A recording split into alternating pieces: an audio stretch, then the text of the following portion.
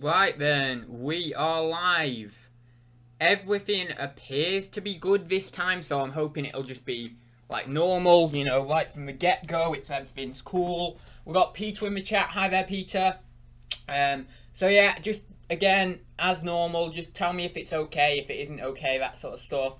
You know, because I don't know this end, I can't really tell.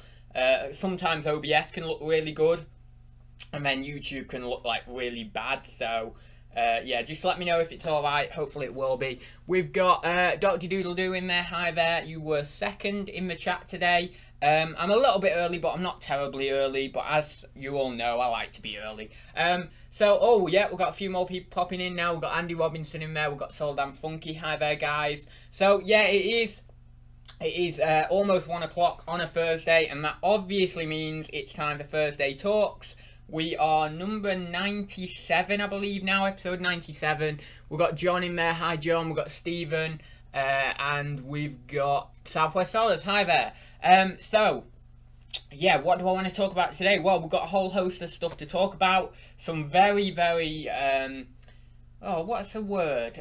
Not good, not direct, it's not directly good news, but comforting, that's the word. That's a perfect word. That's the word I was looking for. Some comforting news about the cabinet. So it wasn't necessarily good news, but it's comforting news. So I love it when I find the correct word. You know, when you're looking for that perfect word to you know, to use in a phrase or a sentence, and then you remember it and you're like, yes, I've used that perfect word that I wanted to use. We've got loads popping in now. We've got Ryan Senior. We've got Daniel Warren. We've got Sell It On. C&H, so Charlie in there. We've got Jason Antwistle, and we've got Richard Payne. Hi there all. So we've got quite a few people popping in, even though I am a little bit early.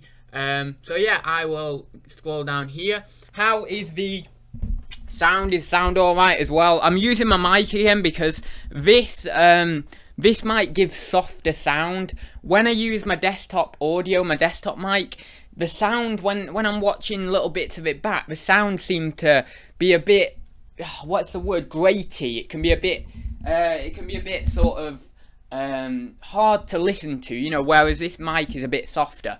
So yeah, hopefully it's alright. I know someone said it was a bit quiet last time with the mic though. So there we are. Hi, where are we? Sell It On says hi all. Hope everyone's getting good sales. Kirsten says afternoon everyone. Who's trying cryptocurrencies? Well, as I mentioned yesterday, I'm assuming you may have seen my video yesterday, and also in the title of this video, it's channel changes. We're going to be making a few changes. Now, there's a great line out of Doctor Who. It's it was from Matt Smith's regeneration into Peter Capaldi's. Pretty sure he said, times must change, and so times change, and so must I. And I love that line from you know, Matt Smith's Doctor just as he's about to regenerate. Really, really cool line. So you know, it's like times change, and you've got to change with the times. And I know that there's also a line in that regeneration theme where he says, you know, but don't forget the people you used to be, because like a circle is the sum of its whole, and you are, in one respect, different people all throughout your life. And that's another line, actually. I can quote it word by word here. But, you know, you are different people all throughout your life, and you've got to change with the times, you've got to adapt, but you've got to reflect on who you were as well. So, yeah, I'm going to change things up a little bit. We're still going to have Thursday Talks, obviously. Nothing's going to change like that. I'm still going to be doing reselling-related videos, but changes are going to be around... I'm going to be rebranding the channel with some new cover art and things like that. And also I am going to, what was the other thing? Oh, do the investment videos and things like that. So just going to change things up a little bit, not disturb the comforting sort of community that we've built around this channel. I'm not going to disturb that because I do feel like, oddly, I don't think you guys will feel like this, but for me, this feels like Grandma's house. It feels like going to Grandma's house. It feels very comfortable. It feels very open. It feels very unjudgmental. It feels very easy, very natural, very personable, all these words, all these positive, you know, enthusiastic words that somewhat symbolise, because obviously I spent a lot of time with my grandparents when I was younger, as you will know, so it symbolises that for me, Thursday Talks, in a way. So I don't want to disturb that, you know, I don't want to just rip that out or anything. So yeah, just going to be some changes, and also the channel art should be really, really good. I'm actually outsourcing it, I'm not doing it myself, so I'm getting a professional to do it. It's actually Caroline, you know Caroline, Celtic Traders, it's her son, Tim, so I think they call, over on her channel, what's he called? Technical Tim or something they call him, I forgot, but on the live streams we have him doing all the technical stuff, so I'm getting him to do some channel art and rebrand the channel a little bit. So yeah, and I wanted it done better than I can do it, because I mean I'm okay at doing channel art and stuff like that, but I'm not the best. I don't particularly find it good doing it, because you're constantly having to tweak things and stuff like that. So yeah, I'm getting that done, which are really exciting. And as I mentioned, we'll be doing investing videos. Now that doesn't mean that I'm forcing anyone to invest, that doesn't mean I'm pressurizing anyone to even watch the videos, but I just thought it'd be a nice direction, because I also want to document my investing journey, and even if it is just for that fact of documenting my journey, then that's fine, you know, if nobody watches, that's cool, I at least want to document my journey. So yeah, that's that. So that's the channel changes. The other thing I wanted to talk about was, here we go, got Doctor Who in early this week. I know, yeah, I did, didn't I? It is a bit quieter with the mic, is it? Oh, right, well, I might have to do this. I might have to go stand-up comedy on you, you know. I might have to go, what's the old joke that everyone says? Everyone says that old joke. 3 men walked into a bar, ouch. You know, I might have to do a bit of stand-up comedy here. This really feels like I have a lot of comedic value or comedic stance when I've got this mic, I don't know. But you feel like you want to, if you've got it like up here, you feel like you want to immediately do some weird joke or something.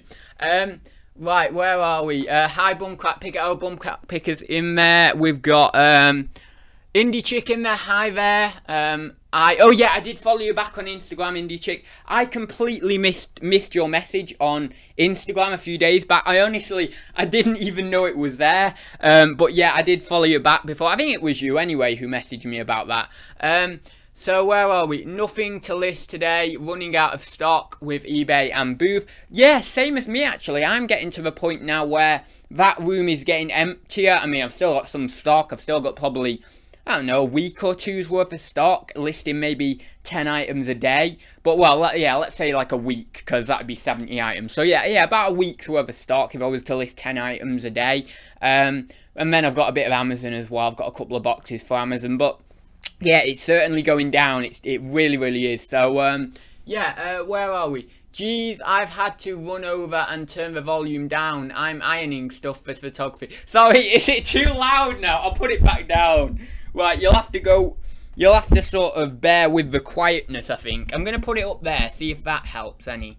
So it's a bit close to me, but I think it's either going to be a bit too quiet or a bit too loud. So yeah. Ads, is it true Royal Mail are bringing a special set of stamps, but with you on doing power poses? No, they're not. I wish they would. I mean, how much I don't even know the word. I forgot the word again. I always forget words on Thursday Talks. How much motivation would that give people if they just saw me on a stamp doing this, like that, or like what's the other one? Not that. That's a negative pose. That is, or you know, the old hand by the side. You know, I've been doing that more this week. You know, I actually said to you guys, every day I get up, I'm gonna do the power poses. Well, I have done that on a couple of occasions, but more so than that, I found myself naturally going into power poses, like when I'm walking. I was walking across a roundabout the other day, and I walked across to look at this sign that said jumble sale, because I couldn't see it when I was going around the roundabout in the car. So I was parking very, very close. So I parked up, and I thought, I'll just go walk around the roundabout. And I walked around the roundabout, and I got to the jumble sale sign.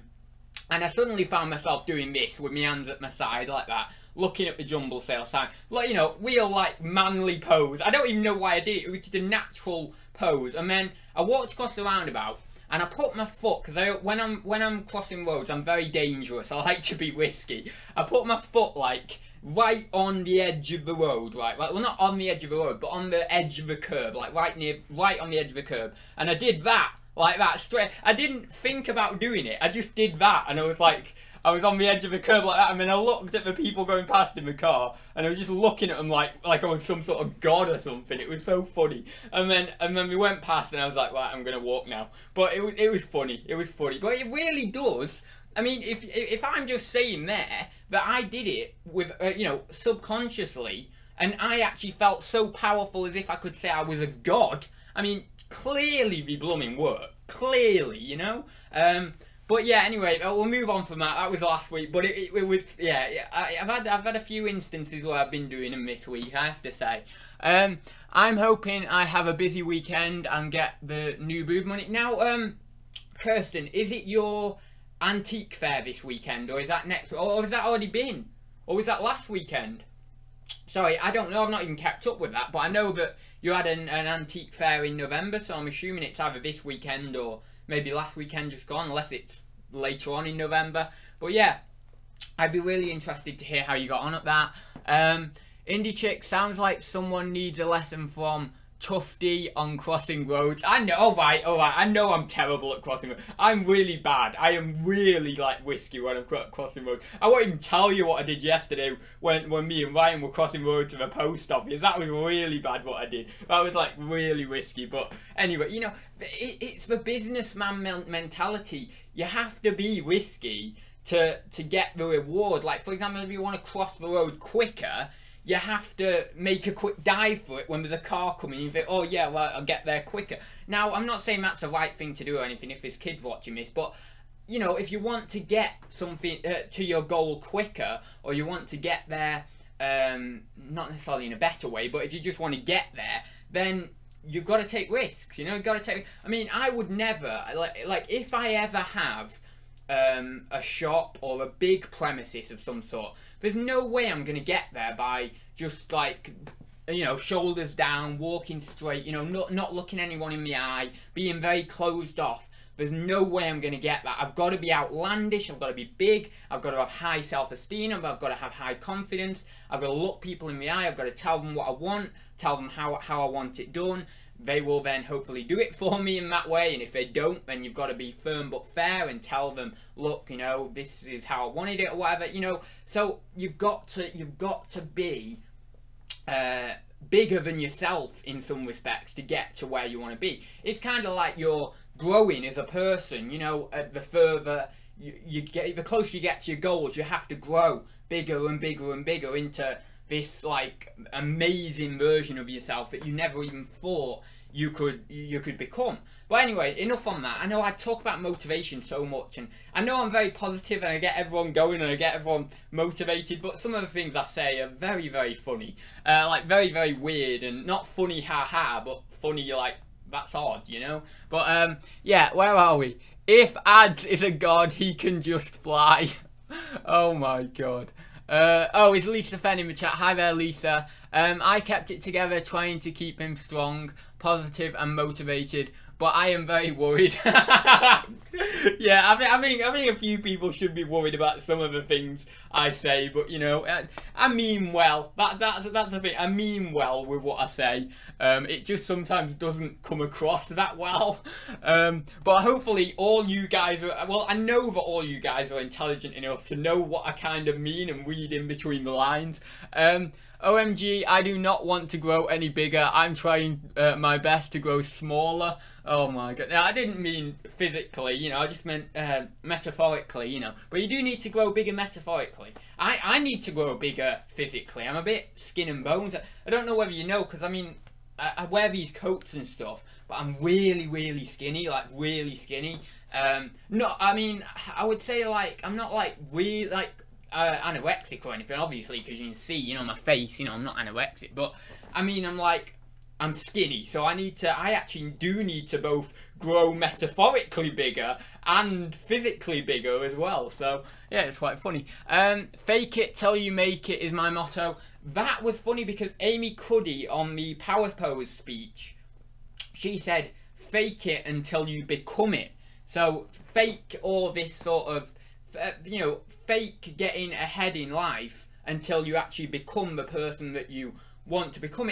It did really ring true with me. Like I didn't, so in some areas of my life I don't feel like I fit correctly, and I might fake things and stuff like that, just feel a bit like an imposter or something like that.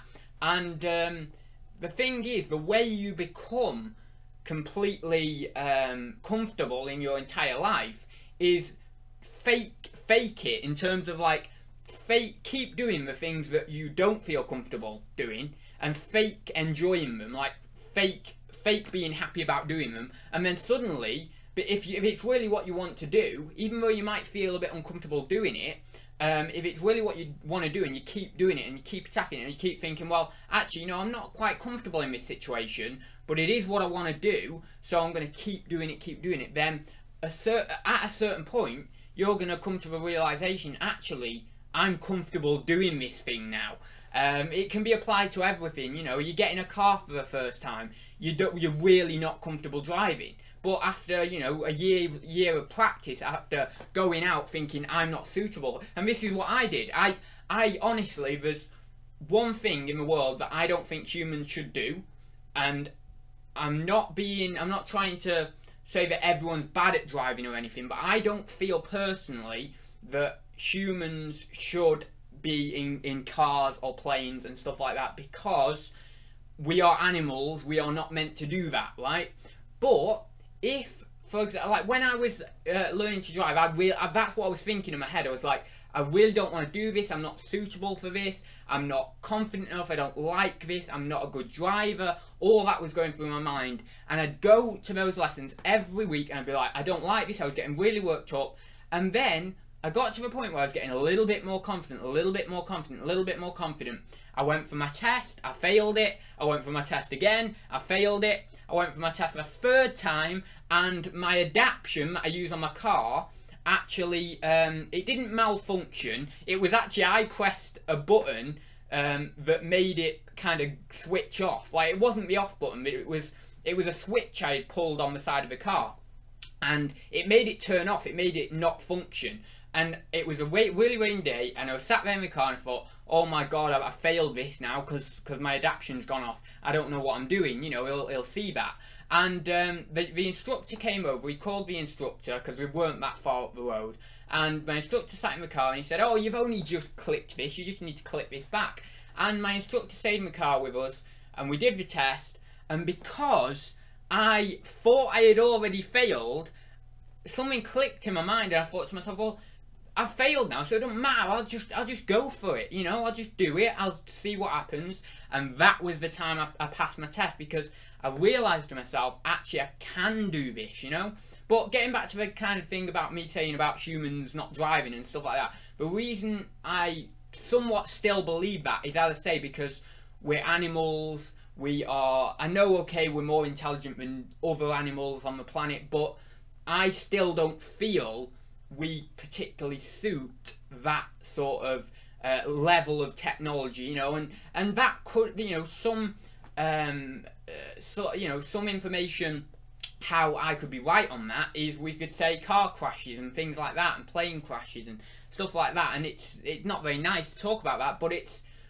something that I do feel quite passionately about, that I don't know whether it's right for us to do that. But that is because I'm still not at the insane level of confidence with driving that maybe one day I will be at, because I'm going to keep doing it. I wouldn't say I'm a bad driver, but I wouldn't say I'm like this insanely confident driver. So it might just be, for me personally, I feel like that because I've not got 100% confidence in that one thing, whereas with Thursday Talks, or YouTube, or with something else in my life, even reselling, I'm pretty insanely confident on. So you don't have any doubt, you don't have any doubt at all, no shred of doubt in your mind when it comes to those things. So maybe it's just time, you know, that's one thing you have to think to yourself. If you just constantly do these things, and over time you will get better, and you will, you know, become it, as we've mentioned there, Indie Chick, you know, you will become the person who is comfortable. You will become the person who is insanely confident because you've just done it so many times. But yeah, anyway, we'll get on with the topic again now. So I'll talk about sales. I'll just quickly, I'll quickly go to the chat. Right.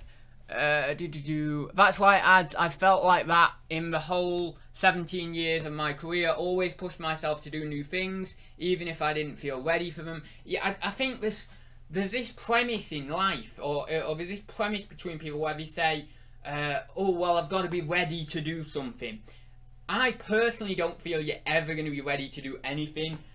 I've probably one respect think that because I've had anxiety, and I'm never going to be ready to do anything in terms of with my anxiety. I've actually just pushed myself into it. So yeah, I think you just have to go for it. It's like the one thing that people people say massively is you're never really 100% prepared to have kids, and you know, you just kind of do it. You hope it's the right time. You hope you're prepared enough. You do all you can to be prepared, but there's always going to be something. I mean, it's like I imagine when I have kids, or if I have kids, I imagine the one thing that although I feel like I'll be prepared for, but I won't actually be prepared for, is the lack of sleep. I really do think that is the one thing that's going to stump me. Now, that might be completely not the case, because I might have children and the lack of sleep might not bother me as much, or I don't know, my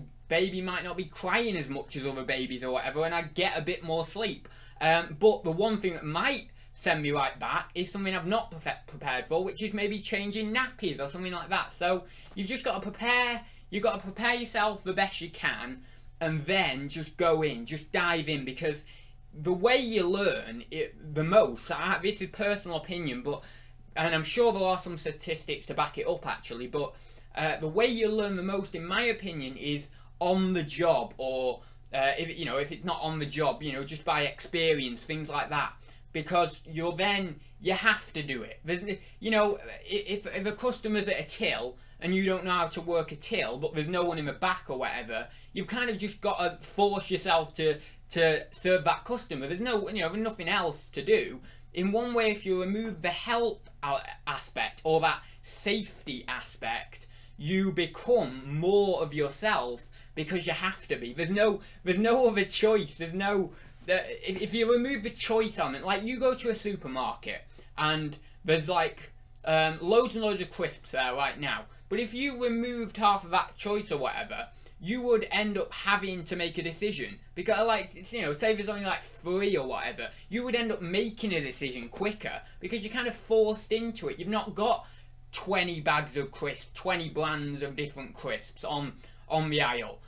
You've just got 1, 2 or 3, so then you just choose straight away, and it makes you more decisive. It makes you a better person. Like for me, I don't know how choosing crisps makes you a better person, but anyway, but like that is something I struggle with. Genuinely, I go down the crisps aisle and I'm like, I could just go for my normal McCoys, or I could just go for my normal Walker's Lights or something like that. But when I think to myself, well, no, I want to be a bit different. And then you look at all the crisps for about 20 minutes, analysing everything, like, oh, how much salt has this got in, how much fat that's got in, and, oh, do I like the style of those crisps? And it's like, why not bloody just choose one? So if they totally cut down that crisp aisle, you would be forced into making a decision, and you'd be all the better for it, as long as, like, they're not ridiculously high fat crisps that they've chosen to put out there. But yeah, right, I'll get on with it. So strong sales. I wouldn't say my sales have been like mega. I think they're picking up. I know on Tuesday I did 295, so that was really good in turnover. But like yesterday, I think it was about 90 quid, which is good. Don't get me wrong, it was good. And then I think most of the other days, I think Monday was about 112. So they've been pretty good, you know, as an average. And also Sunday was 200 plus as well. So as an average, they've been good. And no, I don't want to like really get over enthusiastic about my sales, because I know a lot of people have been having slow sales. About a week ago, about a week and a half ago, I did have slow sales. So, you know, no one's immune from this. Everyone gets slow sales. It just happens at different periods. But I know that, yeah, about a week ago, I was a bit worried, to tell you the truth. I was a bit worried because I thought to myself, oh, this isn't how I remember Q4 last year. What's going on? But it did seem a bit harder. Hopefully it'll now pick up, you know, as we enter the time of Black Friday, Cyber Monday, after December, you know, into December, it'll really pick up for us all then. Well, hopefully, as long as you've got, all I can say to you, as long as you've got enough listed, and also a big key that I've mentioned many times before is, what do you have listed? Don't just put on like real crap that is with real crap photos and it's like a 2 or 3 word title. You're probably not going to see much of an up spike in sales. But if you've got really high quality photos, really good keyword pack titles, you may be selling, let's say, toys and games, because it's a niche that's very Christmas centric, then you are going to see it pick up. So just make sure you've got plenty, as much listed as you can possibly list now, and then ride out the wave. I always think of Q4 as a roller coaster, right? And in October you start off down here and you're going up and you're going up and you're going up and you're going up. I mean, it's like you're getting like to this peak like in December, you know, December 17th, 18th, 19th, that last little bit, and then like your proper peak. So I always imagine it like that, going up the upside of a roller coaster. It's like I always think to myself, right, I'm going to strap myself in October and we're going to ride that roller coaster all the way up. You know, and so long as you put the work in, it is literally that easy. Like, it's just, you got to strap yourself in and go up the roller coaster and ride the sales up, basically, and obviously do your packing and stuff. But yeah, I mean, if you put the work in up front, like if you're listing a lot of items in June, July, August, September, that type of time, you know, that sort of time, then you've got a large inventory already, so you necessarily don't need to go smashing the listings in October, November, December, because you've already got all the stuff on early doors. So that's always quite a nice thing if you do that, because then you just, all you're doing is in Q4 is just trying to replenish those listings while you're riding that roller coaster all the way up, and hopefully, you know, you put the work in and you'll get them real top sales. But as I mentioned, I'm waiting this year. I'm really doing the risky game. I'm waiting right till like December 18th, top whack prices, and we'll see what happens on, like, you know, that last few days in December for me. I'm going to be really excited to see that, because it should be really good. As long as I've not gone like overshooting my prices, but even if I have, I'm going to do a bit of reducing anyway later that in December, as I've mentioned, because it's because then obviously the sales will tick through, even if I have gone just a little touch high. But yeah, it's always worth like shooting for the moon. And here's a good quote: shoot for the moon, and even if you miss, you'll land among the stars. That's a good one. Right then, where are we? Sell it on, oh god, I'm so far down. Good effort, I'm useless at driving. I eventually passed on my 5th test. Oh, sorry, it's jumped for chat. Maybe you should be a taxi driver. Is that what it, oh, I didn't see that then. One sec. Sorry, I'm just going to read that. Oh, where's sell it on eBay's comment? There we go. Good effort, I'm useless at driving. I eventually passed on my 5th test. Same here, I made a mistake at the start and thought I failed and carried on, eventually passed. Yeah, it's weird how you can make a mistake, or you think, you automatically think you failed, but something in your mind just thinks, well, I've already failed now, so I may as well just get on with it. Now, you can go 2 ways at that moment. You can either say to yourself, well, I'm going to give it my all anyway and see if I've passed, because there's a chance I might not have failed. Or you can say to yourself, if you're a very negative person, a pessimist, you can say to yourself, well, I failed now, so I may as well just drive like crap. And I luckily went the other way. I went the positive route and thought to myself, well, I may have failed due to that fault, but I'm gonna try. I'm gonna keep trying. I'm gonna give it my all for the rest of the test, and we'll see. We'll see what happens. And that's the best route you can go, really. Right then, one sec. I have heard that ads can be a bit of an animal, especially to the fairer sex. What? Oh, that's terrible. Oh, I hope that's a joke, Lisa. I think it is. Don't know how ads would pass these days, as the driving in theory is totally different. Is it? Well, I only passed in. God, oh my God. No, it wasn't 20. No, it wasn't. I was thinking it was 2013, but I thought, bloody hell, no, it wasn't. It was, it was 2015 because I didn't start till I was 18, and it took me about a year and 2 months or something to actually pass. So yeah, it was 2015. It was, I think it was May.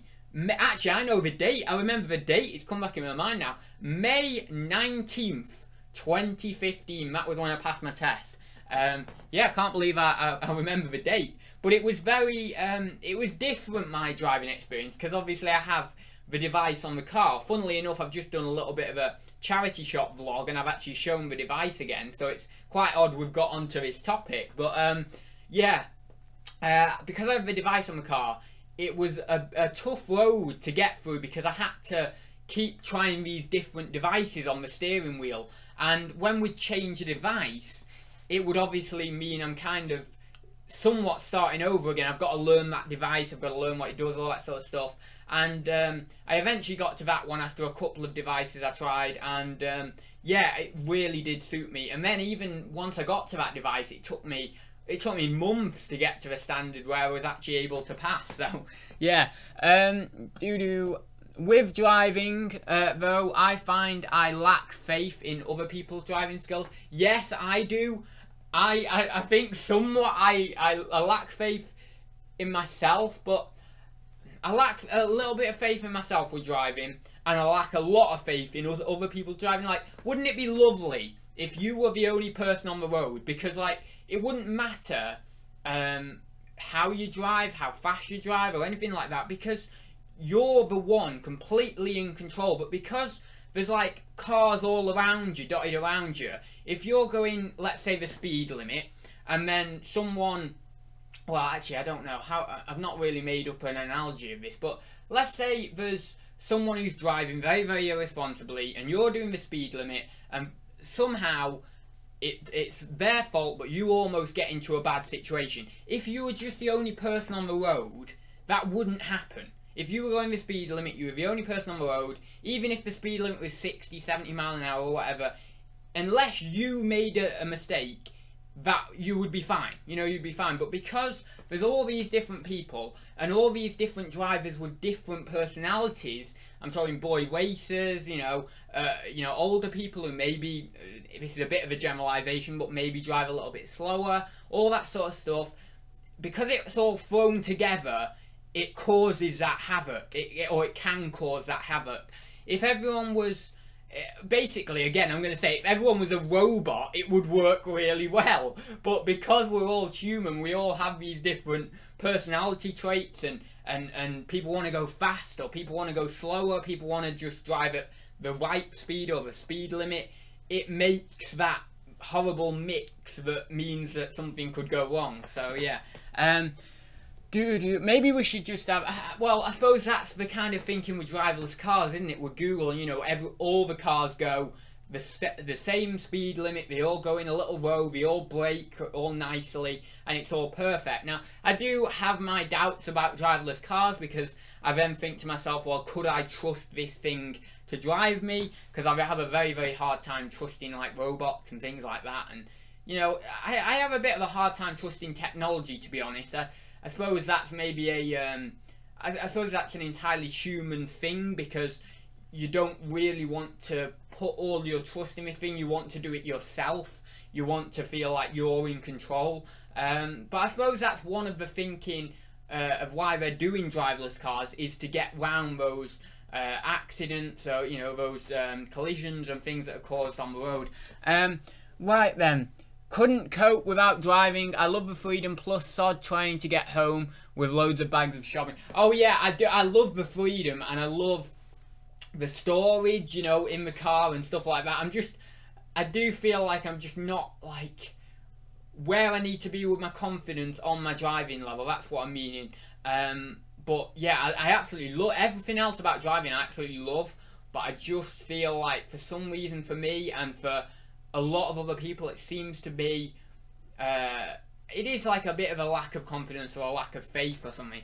I hope doctors are bloody ready to do their jobs, or we are all stuffed. Oh, I don't even want to go into that. What is it?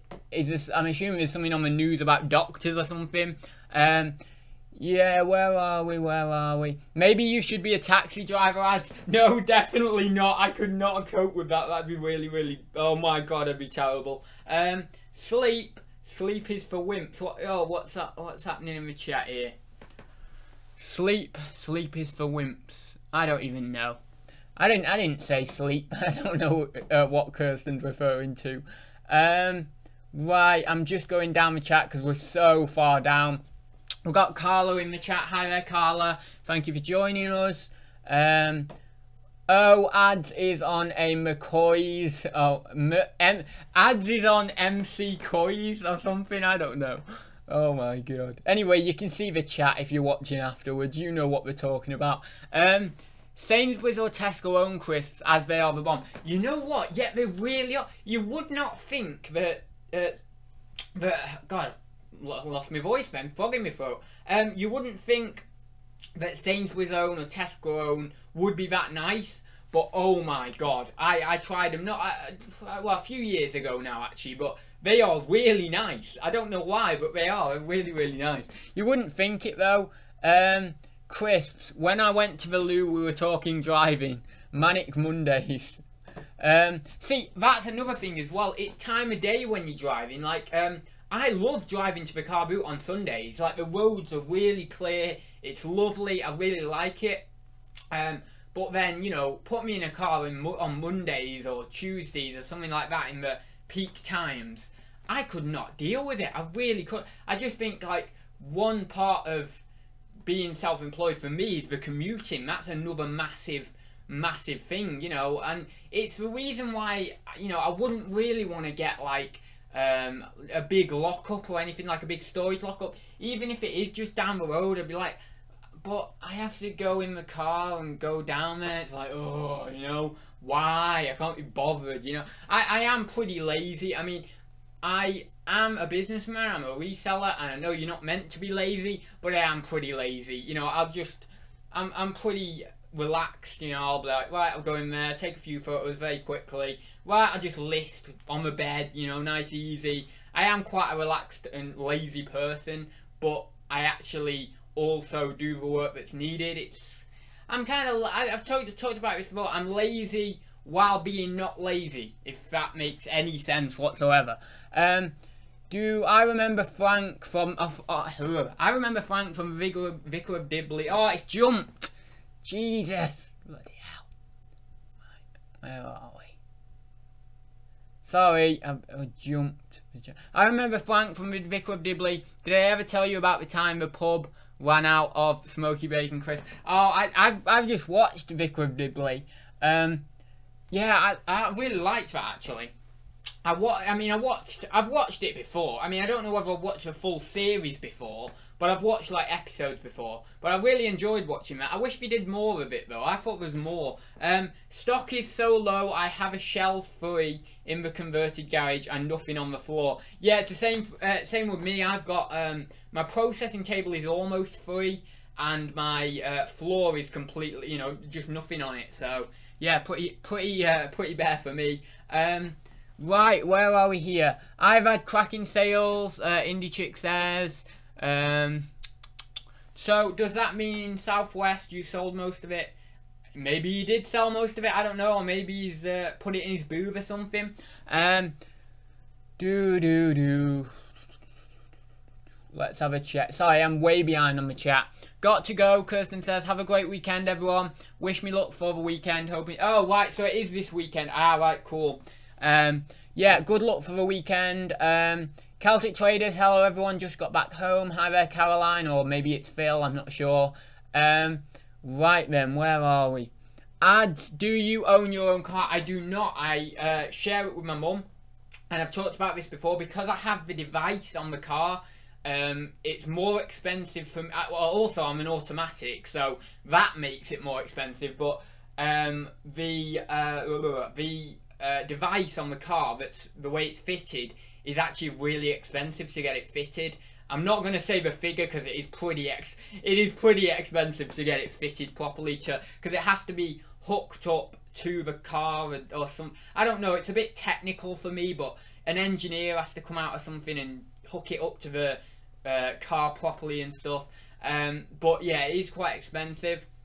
So what I decided I'd do is I'd save up a load of money, and this is what I'm in the process of doing now, for a mortgage and things like that. And then when I move out, I'm gonna think to myself, right, I'll get a car or something like that, or I might have to get a car just before I move out, or something like that, just so that then you know, when I move into my new property, I've actually got a car. But I think I'm just going to stay with my mum's car with the device on it for now, and we'll see in a couple of years' time, you know, my financial situation and stuff like that.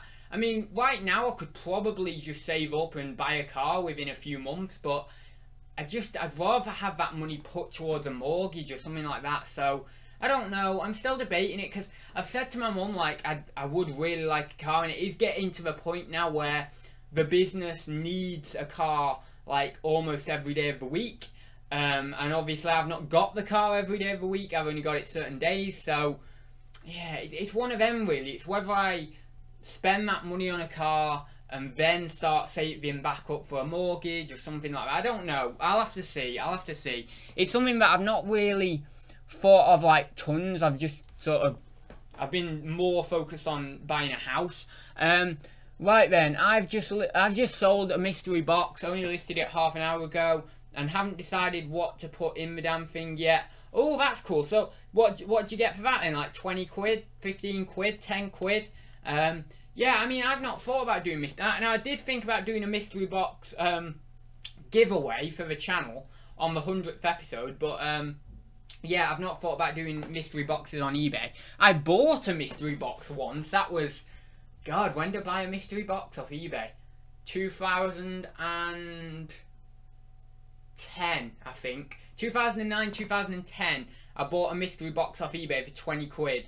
And it said in the description, oh, retail value of like 70 quid, 80 quid, and it was only on for 20 quid. So I bought it and I got it, and oh my God, it was absolute crap. It really was. It was just like £1-2 items, just absolute crap. And I ended up selling a few of them on eBay, but I don't think I made any money, but it was just exciting to buy the mystery box. I just really wanted to buy the mystery box.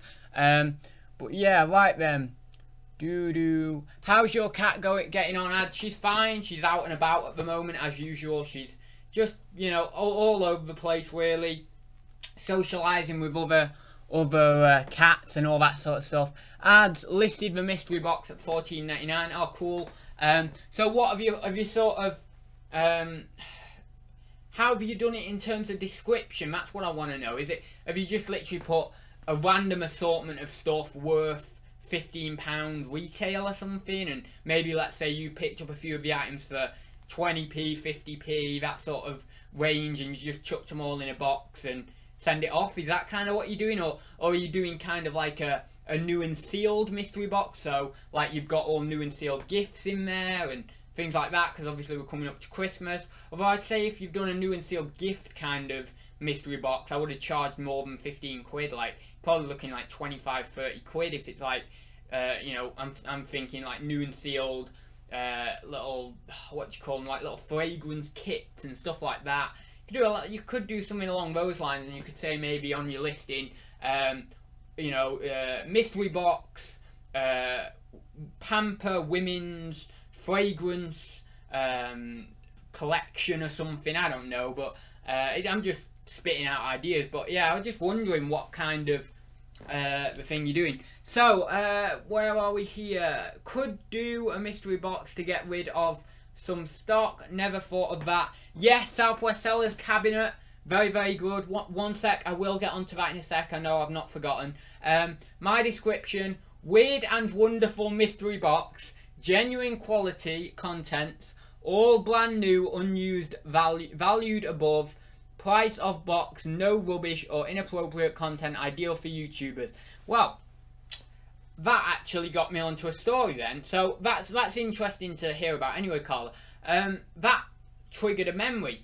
You've put in your description there, genuine. And here's a real story. I was about 14 years old, and at that point I was back selling on eBay, and I bought off eBay. It was a stock photo, and you know, in a few weeks ago or a week ago, I talked about why I don't buy off stock photos anymore. But I bought, I think it was 12 pairs of Apple earphones, or at least I thought they were Apple earphones. Now, it said on the listing, these are genuine Apple earphones, and that's why the memory got triggered, because of the word genuine. And I was selling them on eBay, and I was making a little bit of money. I think, I don't know, not a lot of money, I don't think. I think maybe £12 cost to me for the 12. I think I paid £1 each, and then I might have sold them all for like 30 quid, maybe even less, maybe 25, something like that. But I sold a lot of them, and I was selling them, and I was around my granddad's, I remember this, and I said to my granddad, oh, I'm selling quite a few of these earphones, it's quite good, you know. And at that time I was only dealing with like large letter type things, you know, padded envelope size. And one guy bought some of these earphones, and I sent them out to him, and he came back to me and he said, these aren't genuine. And I had put in the listing, genuine Apple earphones, and I was under the belief, at that age obviously I was very inexperienced, so I didn't know how to identify if they were genuine. To tell you the truth, I couldn't identify them if they were genuine now, but that's why I avoid buying them now. But I put in the listing, genuine Apple earphones, because I was under the belief they were. And this guy, and this was a bad experience, this was really bad actually, really on my part. But he contacted me and said, I'm this person from this line of work or whatever, and he said, I can write up a document and take you to court and all this sort of stuff, pretty scary stuff. Now, I don't know whether he was a genuine guy who could like properly do all that. I don't know in hindsight actually whether he was trying to scam me and just scare me or get some money back or whatever. But at the time I thought, oh crap, this is gonna harm my account. So I think I ended up refunding him or something. I can't remember what I did. As I say, I was only 14. I can't remember that long ago, but I imagine I would have refunded him, got it off my back. But it was that just triggered a memory, and I thought I'd explain that to you, because that was one of my one of the scariest moments I've ever had in reselling. And I wasn't even reselling properly then. I wasn't doing it like I am now. But it's quite weird how words can trigger those memories. So yeah, I thought I'd share that. That was pretty funny. So yeah, Gary, cabinet. So the cabinet. I took your advice. I messaged Gary, who's Southwest Sellers, in the chat. I messaged him and I said about, you know, what could I do? Or I don't know whether it was he messaged me. I'm not sure. I can't remember. But I messaged him and I asked what could I do, and he gave me some good advice.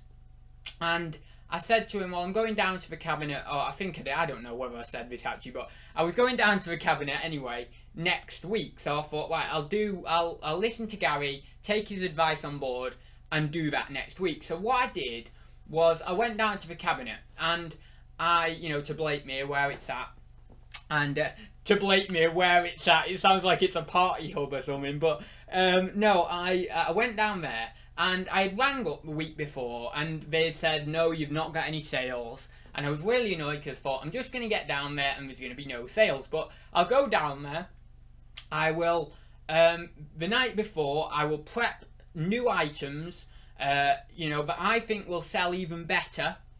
And we'll swap some things out. I'm not going to change any prices anymore. I'm just going to swap out items and see how that works. But anyway, I went down. And one of the things Gary told me to do was network, you know, talk to the people at the cabinet, you know, on the till or whatever. So I walked in, and I didn't even have to say anything. I didn't even have to say anything.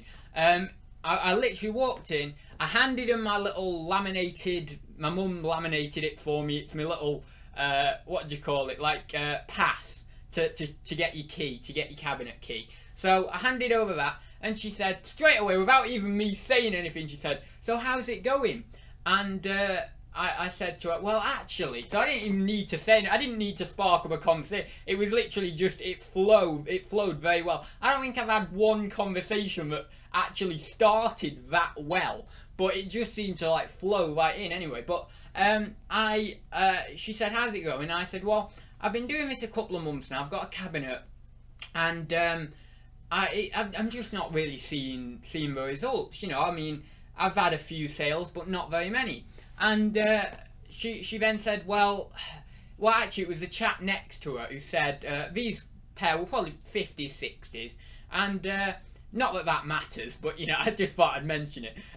But he said, well, actually, the last couple of months we've all found it a little bit slow. Since the kids have gone back to school in September, it seemed to have slowed down a little bit for us. On the whole, that's what a lot of people are saying, he said. And obviously those two have got booths there. That's why they're working on the counter. So they know better than me because they've got a lot of stock there. And I said to him, well, you know, my cabinet's outside. Is that a negative thing? And he did like a little, like, you know, like when he was like, as if to say, oh, you know, you don't want to be outside kind of thing. So he said to me, this is what he said. He said, we're lucky if once a week, you know, someone comes in and asks to look at something on the outdoor cabinets. That's what he said to me. So I've been doing this for about 8 weeks now, and I've had 3 or 4 sales. So actually, I've done pretty good considering that, you know, I'm outside in that sort of death zone, or I'm gonna call it the death zone. Actually, I need to trademark that or something. That is so cool. The cabinet death zone. But then the conversation got on a little bit, and she said to me, and I know what you're probably wanting to talk to me about. You want to say to me, what is like something that sells all the time? What's the one thing, what's the hottest thing, she said. She didn't say it with so much enthusiasm as I do, but, you know, I'm just naturally that bubbly, but that's what she told me. And she said to me, well, when I first started here a few years back, she said, there was a lady called Pam, and she was doing really well, and she asked her the same question, and that Pam said, if I knew that, I'd be a millionaire. So I think what I've got to take that as is there's no secret. I think what I was trying to look for is these secret items that are going to make me a bomb in the cabinet and that are going to go really, really fast. Now, that's not to say there's specific items that do go fairly consistently, but she said, you know, there's no answer to that question. It's not like there's one secret item that, you know, sells like 5 times a day. You know, it just doesn't happen. Because of the eclectic mix of items in the place, there's all sorts of different things selling, and there might only be something that ever enters the antique centre once, but sells straight away, but that item would be really, really hot, but, you know, it's just not being put in the antique centre, so you'd never really know. So it's all about trying different things. The other thing they said to me, they said quite a lot. We had quite a big conversation, but you know, I'm not going to go into all of it. I'll just sort of talk to you a bit about it. But they said the one thing you need to do is really get a booth. That's what you want. The guy said the cabinets do okay. The cabinets do okay. You know, if you're in here, if you're actually inside the centre. And he said we do okay, but you really want a booth. So that might be my thinking in the future. You know, go head first in, get a booth maybe. I'm not sure. I'm still not sure, but I'm gonna definitely be giving it some real thought. You know, I think what I'll do is leave it till after Christmas now and reassess in the new year. But then also a very, very good piece of information I got was I am the youngest person in that antique centre with a cabinet or a booth. I am the youngest. The next oldest is 26. and then the next person after that is 44. And you might be thinking, well, Adam, that doesn't matter at all. Why are you talking to me about that? It does matter to me. You know why it matters to me? Because if those guys, you know, let's say the average age there of someone with a booth is, let's say, 57, right? Or maybe even 63. If that's the case, what the hell do I have? I have like this insane amount of time to learn how to do these things, to learn how to have a booth effectively.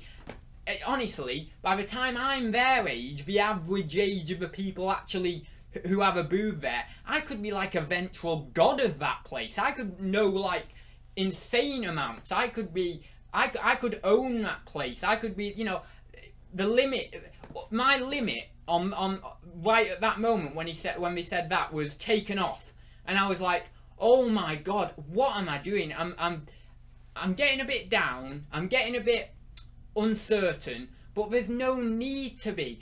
I've got all this time to learn, to get better, to make mistakes. That's the important bit, to make mistakes, to then be able to get into a position where actually I'm one of the people there who know a lot of stuff. And then, come the time I'm 50 odd, I might decide to nurture someone else and bring them up through the ranks, you know, who's my age now. So it made me realise, you know, what the hell am I doing?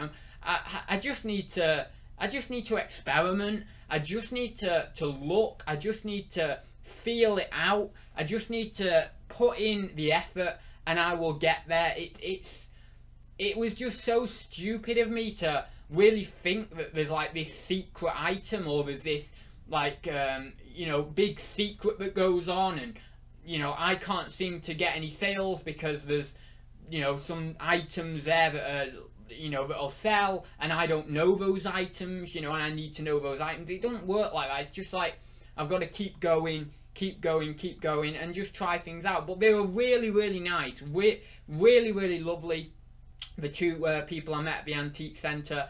And I was kind of a bit worried at first, because I thought to myself, well, I'm going to go in there, and they're my direct competition. I mean, they are literally, like, I mean, when I'm talking to you guys now, you guys aren't my direct competition. You may think you are, but you're actually not, and I'll tell you why.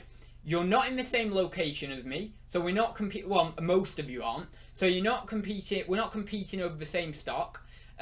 Because we all sell a variety of items, the chances of us getting like the same item or multiples of the same item on eBay at any one time are very slim. So therefore, we're not direct competition. But in that antique centre, we are pretty much direct competition. Yes, okay, they might have slightly different items, but we are all in the same antique centre, so we are competing over business. So I thought to myself, they're never going to say anything, but then they just opened up. They were just really, they said to me, you know, what are you selling in there? You know, have you got a good variety of items in there? And I said to them, I've got tin plate toys, I've got glass bottles, I've got pottery, I've got this, I've got that. And they said, well, it sounds like, you know, they didn't actually come outside to my cabinet, but because obviously we were on the till, but he said, it sounds like, you know, you've got a good variety of items, and you just need to keep feeling it out, really. But they said one other piece of advice as well. They said,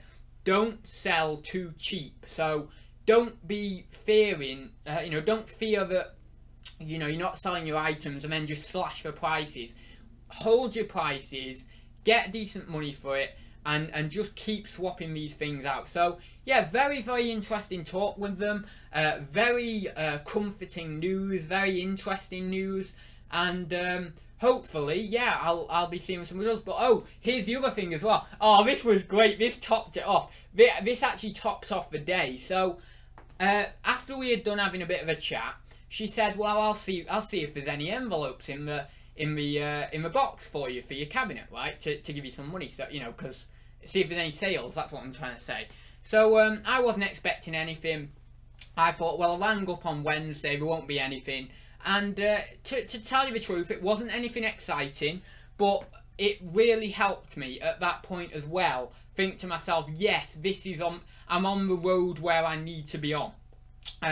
And what it was they pulled out and we said, oh, you've got an envelope. It was £6 for 2 little bread and butter, tiny little, bread and butter sales, tiny little pinball type style games. And then I went to fill up my cabinet, change things around, and a guy comes up to me and he says, this was the real thing that I thought to myself, wow, I'm doing what I am on the right track. It was like someone coming down from whatever you want to call it, heaven or wherever, or someone in the universe, was just giving me a little bit of help in that moment. But this guy came up to me, saw me opening up my cabinet, and he said, so how's business? And I said, well, to tell you the truth, it's a little bit slow, which probably would have been a little bit of a mistake at the time, because if I had known that he was going to buy one of my items, I wouldn't have said that, because then I've also already forced myself into submission, because then he knows that I'm kind of, in one respect, desperate to get a sale. So I wouldn't have said that if I knew he was going to buy an item, but I didn't know that. But anyway, so I said, they're not amazing, and I was filling it up, and he takes this stoneware bottle out of my hand, and he says, oh, that's nice. And I said, yeah, I like the stoneware bottles. It was a really nice one. It was it's a household ammonia one. I think I had it on eBay for about 10, 12, maybe 15 quid, something like that.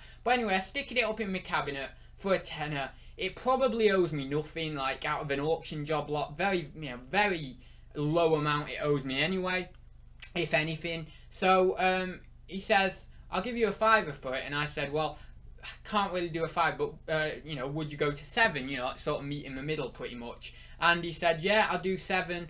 So I got my 6 quid from the cabinet, and I got a face-to-face sale for 7 quid. So I got 13 quid. So I was pretty happy, because now, by the end of the month, essentially if I want to cover this month's rent, I know that I'm still at a loss anyway from last month's rent, but if I just focus on this month and I think to myself, well, I spent 31 quid on my cabinet, if I get another, let's say 20 quid, 25 quid in the next sort of 14, 15 days, I've actually broken even, which I'm happy about, because I'm like, that's fine, for this month, that's fine, because I need to... Oh, also, and another bit of information is I am second on the waiting list to get inside the place as well. So as soon as I get into that antique centre, the better, because I really want to see how that will impact my sales. Probably it'll be positively. So I want to see what impact that has on my sales, if any. And then if it has a good positive impact, I'll then be thinking to myself, right, there's no excuse to get another cabinet or get a booth or get another cabinet at a different place maybe, or whatever, whatever the plan is. So that was another bit of information. But also, because I have this dream that is quite a not a bad dream, but I mean a hard dream by the time I'm 30 or 40, of actually getting a shop. Obviously shops are somewhat a dying breed, a lot of people like getting things online, but I really do have the dream of getting a shop someday. And I have plans in place and stuff like that, that hopefully would get me to something like that in the future. But because I like, that was my dream, that was my ultimate dream when I was in high school, get a shop. And that face-to-face transaction, it just made me think, yes, I can do this. I can be the owner of a shop. I can serve customers. I can do it with a smile. I can do it with the way I want to do it, really. So it gave me so much on Monday when I went down. It really reset my mind, and I thought to myself, yes, this is possible. It's gonna take me longer than I thought. It's gonna be harder than I thought, but once I achieve it, is all that hardship worth it? It is. And in many respects, the actual journey of getting to somewhere is the fun part. Like, if I ever did get my ultimate dream, which, just to tell you right now, is to get a massive, big converted mill. Like, I'm talking a dock off. Like, has anyone been to Albert Docks? Them massive big mills. I want to buy or rent one of them, and then just have loads of different, rent it out to loads of different shops. and then like I'd call it Ads Emporium, and I would be like just walking through it, like networking with people, talking to people. I'd have staff on, so I don't really have to work that much, but I'm just like constantly talking, giving people experiences, being big, bold, motivating, all that sort of stuff. So you know, it makes me think that I'm like, okay, I can slowly work up the steps to get to at least some sort of dream that I want. You know, okay, maybe it's not going to be as big as that, but I can at least work up to getting part or somewhat of my dream. And I mean, I really highly doubt it's going to be that big, because like, if I ever did that, you know how much money it would take? Like, it would be millions and millions of pounds to both run it, to get it off the ground. It would be, can you imagine the work involved in that? Like, I would not be able to sleep for days upon days, because I'd just be working.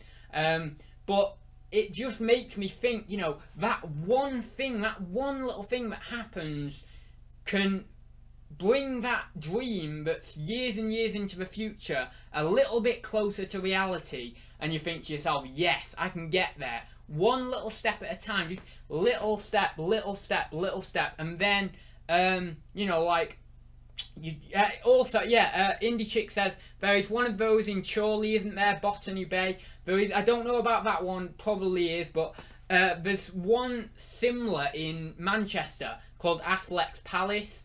But I would want to do it on I really do like, I think Affleck's Palace is pretty cool. I have been there.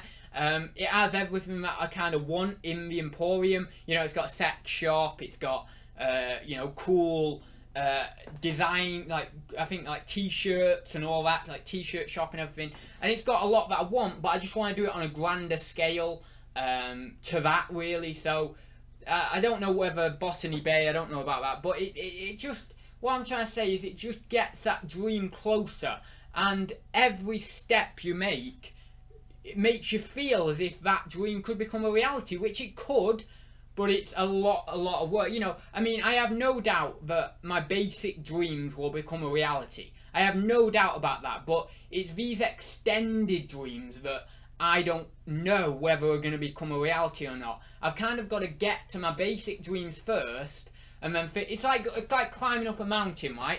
You if you're climbing up at Everest, you don't climb it all in one day, do you? You climb it in day, I don't know, like 2, 3, 4 days. I don't know how long it takes to climb it, but you then make a base camp, and you think to yourself, well, and you look down the mountain, and you think to yourself, well, actually, maybe you shouldn't look down the mountain, but let's just say you look down the mountain, and you think, oh my god, look at how far we've come. And you think to yourself, well, I can have a really nice rest tonight. Yes, okay, I'm probably going to get frostbite, or maybe it's going to be really cold and lack of oxygen, but I can have a really nice rest tonight in this tent, and I can look up to the top and think, that's where I'm going. So if you get your basic dreams first, then you have a little pit stop, a little, you know, you put up your tent, you have a bit of a rest, and you think to yourself, well, you know, I'll do that, but I'm happy with where I am here now. Then it gives you more motivation to go for the top. So that's kind of the way I'm looking at it.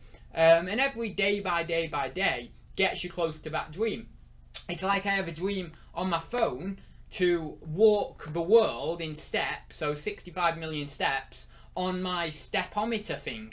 Well, I do 10,000 steps a day minimum, and I know that by the time I'm about 30, 31, I will get there. So it's always about thinking, well, every day you've done that 10,000 steps, you're closer. Every day you try for 15,000 steps, you're closer. And then you think, well, I'll go to sleep tonight, I'll have a nice rest, and then I'll get up and I'll do another 10,000 steps. And then you go back to bed, you do it again. Go back to bed, do it again. Go back to bed, do it again. And for thousands upon thousands of time, and that right there, that level of persistence is how you get to your dream. If you don't have that, you will quit. Honestly, I'll tell you right now, you will quit. That is it, you will quit, because you have to have that level of persistence, but you don't need to let it get you down, because you always can come back and you think, well, you know, at night I can go to bed and I can rejuvenate myself, and you know, I don't have to do it all in one go. You know, I can have some rest and then I can be back at it. And that's how I see my life. I see my life I think of sleep like regeneration off Doctor Who. I always think when I go to bed, I regenerate overnight, and then the next day I wake up feeling refreshed, and I think to myself, right, I'm ready to get through the day. And then by the end of the day, some days harder than others, I might walk up to my bed like, oh God, I've done 20,000 steps today. I've wrapped 30 parcels. I've done 10 listings on eBay. I've done 30 on Amazon. I'm knackered. You'll get in your bed. You might even just go to sleep straight away. You might not watch TV or anything. Go to sleep straight away. In the morning, you're rejuvenated again, and you're back at it. So I always think of sleep in the only way I can relate to it, in the way of Doctor Who, by regeneration. So yeah. Anyway, I'll leave it there, guys, because I've just rambled so long. Right, one sec. I know do-it-yourself lifestyles in there. Hi there, Ryan. Alan oh my God, that is class, yeah. The Alan Partridge scene, dancing in leather pants, running through my head again. Yeah, but that is a class scene. I love it. When I first watched it, like, I was like, what the hell is this? And for me to actually go, what the hell is this, takes a lot, because I am quite weird anyway, so, but I really did go, what the hell is this, you know? But, like, everyone says, you know, I'm weird or eccentric or crazy or whatever, but you look at some of the comedians on TV and what they do. I mean, like, how weird they are. I mean, it's like, I'm not even anywhere near their level of craziness. So, I just think people are a bit, I don't know. I think people are a bit too reserved or whatever. I think you need to, like, I think people need to let loose a bit, you know, like, woo, get a bit loose. Loosey-goosey, that's what we call it, innit? Ads, have you watched Antiques Arena on YouTube? I have. Oh my God, his shop. I watched his shop video. Oh my God, that is lovely, his shop. I really love it, like, the way he's laid it out, the cabinets, the lighting in the cabinets. I love how cozy it feels, you know, it's not a massive shop. I love how, you know, cozy it is. Now, I can appreciate how much work, time, and effort he has put into that shop, and that is perfect for him. For me, I honestly, I really do appreciate how much he's done on his shop, but for me, it's not my dream shop. You know, like, for me, although I absolutely think there's ideas that I would take from his shop and think, oh yeah, I would like to do this and I'd like to do that, but for me, I would like it to be more Aladdin's Cave. That's what I'm trying to say. Aladdin's Cave, bit like, oh, you walk in and like you're like, whoa, I have to duck down because there's so much stuff. It's like, whoa, you know. I don't know what I could actually. I don't know. I'm trying to think of a real life example of that, but I can't think of one.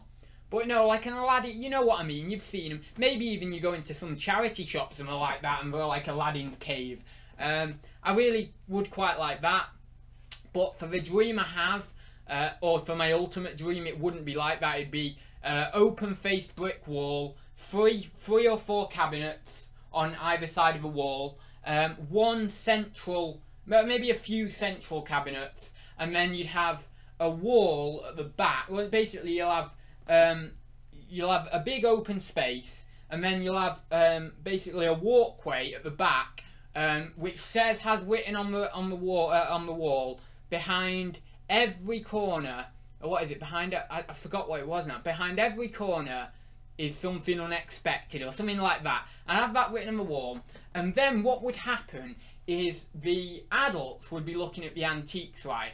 And subtly, I would rig up a little like recorded tape message at right where that behind every corner is something unexpected.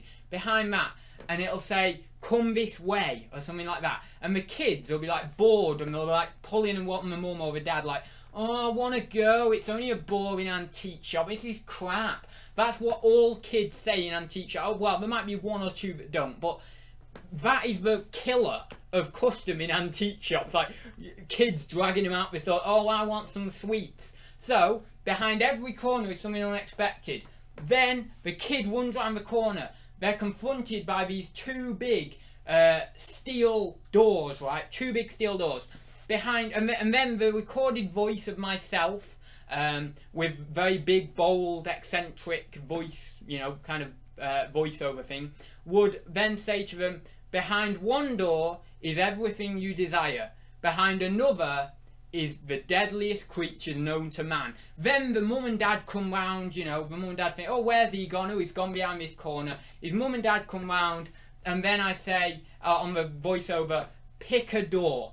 Now, one door has steel, is big steel, you know, both the doors are steel. One door opens, and we have a steel staircase going round like that, going like round up like that. And you can't see what's in the other room behind the other door, the right-hand door. So it's all like, you know, you just can't see it. It's all like a steel staircase, all like really, you know, what do you call it, like, properly, so you can't even see anything basically. I don't know what to call it, but it's like gated off, you know. And they go up that staircase, and in that room upstairs is like the deadliest creature known to man, in terms of like, you know, there'll be poison arrow frogs or poison dart frogs in like cases. There'll be like big snakes in there. There'll be all sorts of weird, wacky stuff, and it'll be very, it'll be obviously like packed with all these different reptiles and things like that, and there'll be a bit of ominous, scary music playing. And then behind the other door, if you choose that one, they open the door and they're confronted with 2 or 3 meters worth of, you know, those beads, you know, those hippie beads. You know those hippie beads, like, that you walk through and you're like, oh my god, I'm getting tangled up in them. There's going to be 2 or 3 meters worth of them. So they can't see what's behind them until they get in. Then the kids walk through first, like, wow, I wonder what's this. Walk through, they open up into this massive space. I'm talking as high as a house. And all it's full is, I'm talking big, massive spires that swirl round like that like have candy going round them, that have like pick and mix at the bottom. There's like all outlandish decorations going on. All of my staff members will be dressed in big colourful clothing. I am not having a staff member coming in black or anything like that. Then we walk through, the tills are on the left hand side here, and you know, people can, you know, obviously you know, get the sweets and stuff. And then on the other side would be a big wall, and it's all colourful, and there's murals on it and everything. And then that opens up into like a big playground for the kids and all that. And there's like loads of lovely stuff over there in the playground. You know, there's all big bold things, you know, everything, like there's sports and everything. And then at the back of the room there is an 18+ room, where it's basically for adults who have had a bit of a rough time with the sex life. Maybe, let's say, they're in the early 40s, something like that, and you know, they've had the kids and they're not feeling it. Maybe, okay, like 36, something like that, they're not feeling it. So there's a sex education room, and then that follows on into a sex shop, and then they can all regroup in the area before the antique centre, because before the antique centre, which is going to have ads in antiques at the top of the door, before that there's going to be a foyer type thing where people pay to get into the place. Well, I don't know whether they're going to pay to get into the place, because I don't know whether to make them pay to get into the place or whether just to leave it open. But even if you don't pay to get into the place, then I'll have a foyer there anyway, and maybe some cool music playing and stuff like that, you know, and chairs, and maybe a little bar area in the foyer. And then we come out of the place entirely, and it says Ads Emporium on the side of a wall. So that's kind of my, yeah, I mean, I don't think these things through. I don't think these things through at all. Ads, have you watched Antiques? Oh no, I've already answered that. Right.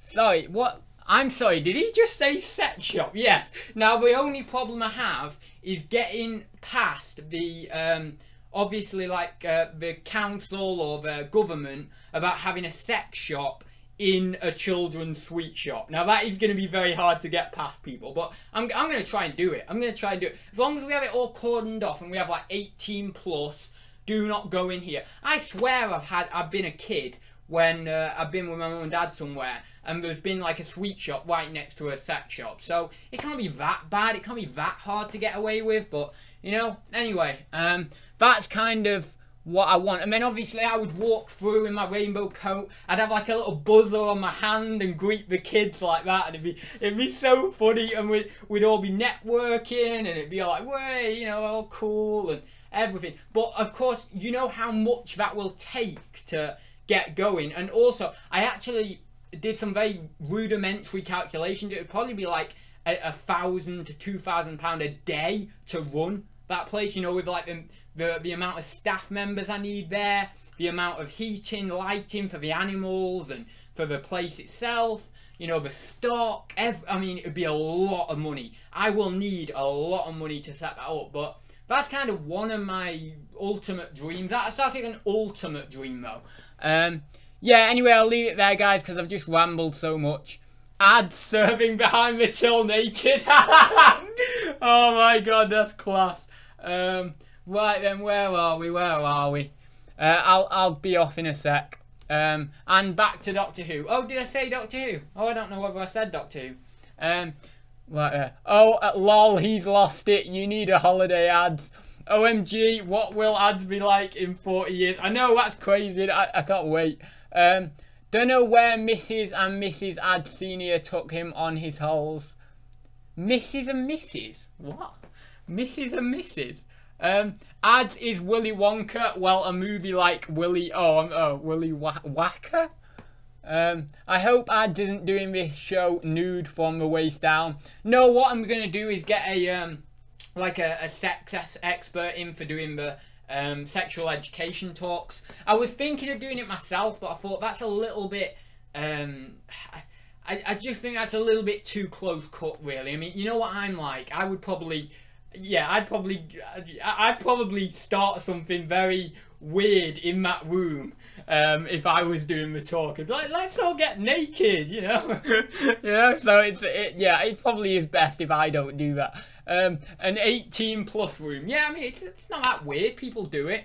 But yeah, so when everyone talks about visualize things in your mind to make them become a reality, that is what I do. I visualize this down to the T, like everything, all these little things I have to visualize to make that a reality, to bring that to, you're like on a rope and you're bringing that into reality. You're like, oh, you know, like that, and you're bringing that ship into reality and you're molding it in your hands, and it becomes this beautiful thing, you know, this lovely thing. But yeah, so I will leave it there then, guys. Just quickly go up the chat, just have a look. Ads World of Adventures or Thursday Talks. Is this an Ads dream he had after eating 3 bags of pickled onion monster munch? Oh my god. Ads is a Gandalf character wizard. Oh my god. I should have got here earlier. God knows where his mind has gone now. We'll have to watch a replay. Yeah, I did talk a bit about reselling today, so I think we've covered it. But you'll all get this information. Like, when I rebrand my channel, you will understand where I'm kind of going with my channel, and it is in the right direction. So oh god, can't even speak now. So yeah, that's what I'm trying to do. I'm trying to rebrand the channel and kind of do it in the way I want to do it. So that's what yeah. So anyway, when I do a bit of a rebrand, that'll definitely set the channel where it needs to be. Chat to Ads, we're still right then, guys. I will leave it there. How much money does Ads need? Peter says a lot of money. I'm not saying it's gonna be easy to do that, but it would be a lot of money. But yeah, anyway, I'll leave it there, guys. Thank you very much for joining me. If you did enjoy the video, do please leave it a like. I will have a sales update very soon, because guess what? I've actually recorded a sales update, so that will be coming very soon, literally like tomorrow, because I've edited it. I just literally need to upload it, so that will come tomorrow, Saturday at the latest. So yeah, I've done that. And what other to mention as well? I think that's about it. Yeah, and subscribe if you haven't already, obviously, and that's about it. So I will see you very soon, guys. See you in the next one.